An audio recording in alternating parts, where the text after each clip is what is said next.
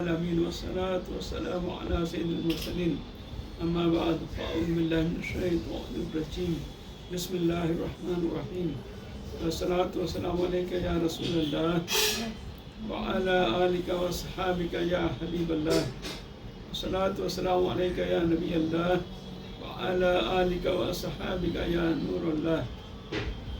اللہ رسول کی رضا پانے ثواب کمانے کے لیے علم دین حاصل کرنے کے بیان سنیں گے، اس پہ عمل کریں گے۔ پیارے اسلام بھائیو، سیدنا ابو ذر غفاری رضی اللہ عنہ نے اپنی خدمت میں رہنے والے شخص کو 3 باتیں ارشاد فرمائی، جن میں سے پہلی بات یہ تھی کہ تقدیر مال لے جانے میں کسی کا لحاظ نہیں کرتی۔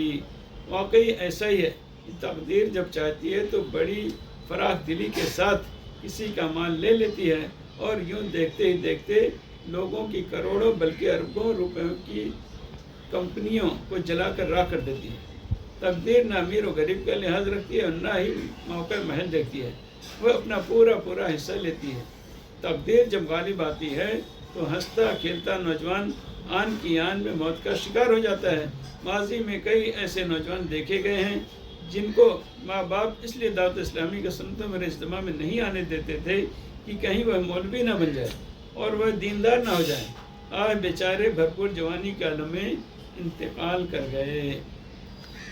دوسری نصیحت، حضرت سیدنا ابو ذر غفاری رضی اللہ عنہ نے اپنی خدمت پہ رہنے والے شخص سے دوسری نصیحت یہ ارشاد فرمائی کہ تیرے مال کا دوسرا حصے دار وارث ہے جو تیرے مرنے کے منتظر رہتے ہیں کہ کب تو مرے اور وہ تیرے مال پر قبضہ کر لیں۔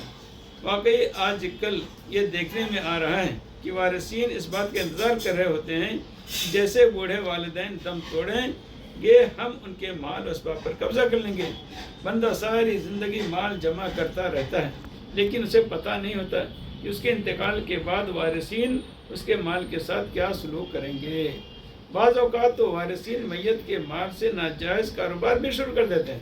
چنانچہ ایک صاحب کا بڑا مذہبی ذہن تھا، وہ عاشق رسول کی دینی تحریک دعوت اسلامی کے سنتوں بھرے اجتماع میں شرکت بھی کرتے تھے۔ انہوں نے انتقال سے پہلے ایک دکان خریدی اور پھر کچھ عرصے بعد بہت سخت بیمار ہو کر موت کا شکار ہو گئے۔ ان کے انتقال کے بعد ان کے چند وارثوں نے ان کے چھوڑے ہوئے مال سے اس دکان میں فلموں، ڈرامے اور گانے بازوں کی کیسٹیں بیچنا شروع کر دیں۔ حالانکہ انتقال کرنے والے صاحب حلال روزی کماتے تھے اور حرام روزی سے بہت بچا کرتے تھے۔ بہرحال مرنے والا جو مال چھوڑ کر جائے وہ وارثوں کا ہے، وہ اس کے ساتھ جیسا بھی سلوک کریں ان کی مرضی ہے۔ اگر مرنے والے نے اپنے وارثوں کو صحیح تربیت نہ کی ہو تو بہت مشکل ہے کہ وہ اسے صحیح جگہ استعمال کریں، بلکہ وہ مال ان کے لیے گناہوں پر مددگار ثابت ہو سکتا ہے۔ یہی وجہ ہے کہ جب حضرت سیدنا عمر بن عبدالعزیز رضی اللہ عنہ کی خدمت میں مسلمہ بن عبد الملک نے حاضر ہو کر عرض کی، حضور آپ اپنی اولاد کے معاملے میں مجھے اور دیگر لوگوں کو وصیت کر جائیں تاکہ ہم لوگ آپ کے بعد ان کے گزر بسر کا انتظام کر سکیں۔ یہ سن کر آپ رحمۃ اللہ علیہ نے ارشاد فرمایا، عمر کے اولاد میں 2 ہی قسم کے آدمی ہو سکتے ہیں، یا تو نیک یا تو بد۔ اگر وہ نیک ہیں تو مجھے ان کی فکر کی ضرورت نہیں، کیونکہ اللہ پاک خود ہی انہیں مستغنی کر دے گا، اور اگر بد ہیں تو میں کیوں انہیں مال دے کر اللہ پاک کی نافرمانی پر ان کی مدد کروں۔ پیارے اسلام بھائیو، راہ خدا میں مال خرچ کرنا ہو یا فضول کاموں میں مال خرچ کرنے کے معاملے میں عام طور پر بوڑھوں کے مقابلے میں نوجوانوں کا دل زیادہ کھلا ہوتا ہے۔ لہٰذا اگر باپ مذہبی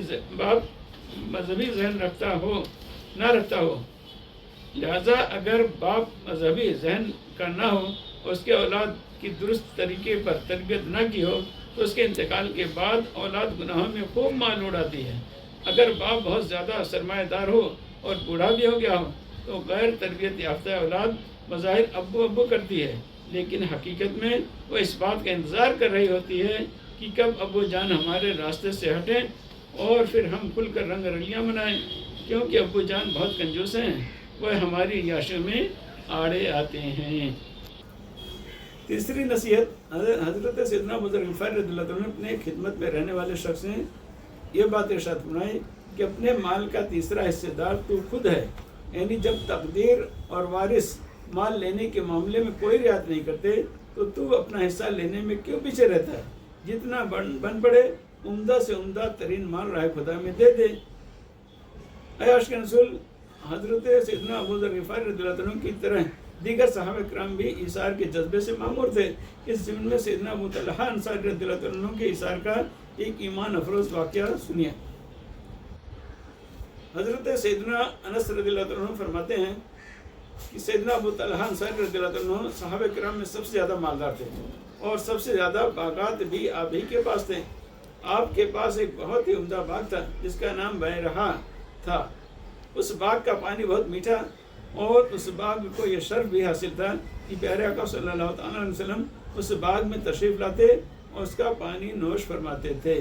پھر جب یہ آیت مبارکہ نازل ہوئی لن تنالوا البر حتى تنفقوا مما تحبون، ترجمہ کنز ایمان، تم ہرگز بھلائی کو نہ پہنچو گے جب تک راہ خدا میں اپنی پیاری چیز نہ خرچ کرو۔ تو سیدنا ابو طلحہ انصاری رضی اللہ عنہ بارگاہ رسالت میں حاضر ہوئے اور عرض کیا رسول اللہ، مجھے اپنے تمام باغات میں بیرہا سب سے زیادہ پسندیدہ ہے، اور اللہ پاک نے ارشاد فرمایا ہے کہ اپنی پسند کی چیز اس کی راہ میں دے دی جائے، تو میں اپنا سب سے پسندیدہ باغ بیرہا اللہ پاک کی راہ میں صدقہ کرنا چاہتا ہوں۔ سرکار مدینہ صلی اللہ تعالیٰ علیہ وسلم بہت خوش ہوئے اور فرمایا اسے اپنے عزیز و اقارب میں تقسیم کر دو۔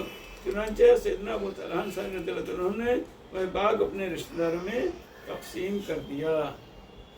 اے عاشقان صحابہ اہل بیت، دیکھا آپ نے سیدنا ابو طلحہ انصاری رضی اللہ عنہ نے ایک آیت قرآنی سنی تو فوراً اپنا سب سے پسندیدہ باغ اللہ پاک کی راہ میں صدقہ کر دیا، جبکہ ہم بار بار قرآن پاک کی آیات سننے کے باوجود ان پر عمل نہیں کرتے۔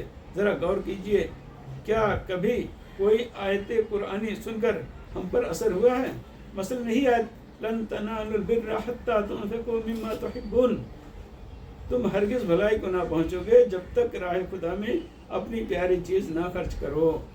سن کر ہم پر اثر ہوا کہ ہم نے اپنی پسندیدہ چیز راہ خدا میں صدقہ کر دی ہو، مثلا اپنی پسندیدہ گھڑی، رومال یا پین وغیرہ راہ خدا میں دیا۔ یاد رکھیے کسی مسکین یا فقیر کو دینا ہی اللہ پاک کی راہ میں دینا نہیں، بلکہ اگر اپنے کسی جاننے والے اسلامی بھائی کو اپنی پسندیدہ چیز تحفے میں دے دی تو یہ بھی اللہ پاک کی راہ میں دینا ہی ہوا اور اس پر ثواب بھی ملے گا۔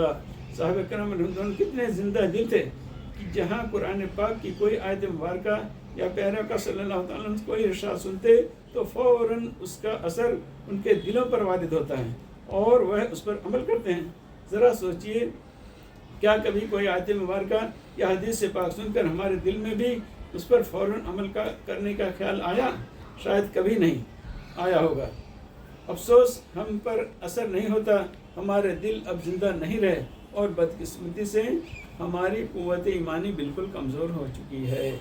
اے عاشقان رسول، ہمارے پیارے آقا صلی اللہ تعالیٰ علیہ وسلم بھی کیا خوب ایثار فرمایا کرتے تھے۔ چنانچہ ایک بار پیارے آقا صلی اللہ تعالیٰ علیہ وسلم سفر پر تھے، آپ نے 2 مسواکیں حاصل کی جن میں سے ایک سیدھی تھی اور دوسری جھکی ہوئی تھی، تو رسول اللہ صلی اللہ تعالیٰ علیہ وسلم نے وہ سیدھی مسواک اپنے ساتھی کو عطا فرما دی، جو جھکی ہوئی تھی ٹیڑھی تھی اسے اپنے پاس رکھ لیا۔